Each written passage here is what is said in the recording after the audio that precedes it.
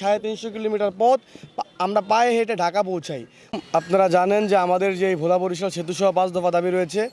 এই অভ্যর্থনের পরে আমাদের সরকার আমাদেরকে ঘোষণা দিয়েছিলেন যে ভোলা বরিশাল সেতুর কাজ জানুয়ারি মাসে তারা বাস্তবায়ন করবেন, কাজ শুরু করবেন।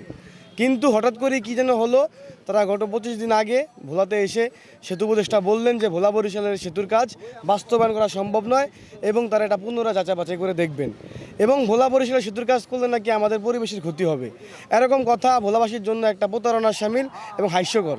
কারণ এক পরিবেশ বাঁচাতে গিয়ে বা পরিবেশের যে ক্ষতি হবে এই দোহাই দিয়ে আপনি তো 22 লক্ষ মানুষকে জিম্মি করে রাখতে পারেন না। সেই প্রতিবাদে এবং দাবি আদায়ের লক্ষ্যে আমরা শান্তিপূর্ণভাবে প্রায় 20 দিন যাবৎ অবস্থান কর্মসূচি সহ বিভিন্ন শান্তিপূর্ণ কর্মসূচি পালন করি।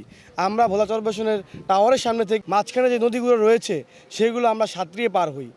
এমনকি পদ্মা সেতুর উপর দিয়ে হেঁটে যাওয়ার কোনো অনুমতি না পেয়ে আমরা পদ্মা সেতুকেও সাঁতরিয়ে পার হতে বাধ্য হই। এতে করে আমাদের 3 জন ব্যক্তি খুব গুরুতর অসুস্থ হয়। নোমান, আমাদের তানজিল, মেহেদি সহ। এর ভিতরে নোমান 4 দিন ঢাকা মেডিকেলও ভর্তি ছিল এবং কি তার একেবারে জীবন নাশের একটা সম্ভাবনাও ছিল। সেখান থেকে আল্লাহ রাব্বুল আলামিন ভোলাবাসীর দোয়াতে তাকে বাঁচিয়ে এনেছে। এত কিছুর পরেও সরকারের পক্ষ থেকে কোনো প্রকার প্রতিক্রিয়া আসে নাই। এমনকি শাহবাগে আমাদের যে বিশাল জনসমাবেশ হয়েছে সেইখানেও আমরা সর্বোচ্চ শান্তিপ্রিয়তার পরিচয় দিয়েছি, কোনো বিশৃঙ্খলা হয় নাই।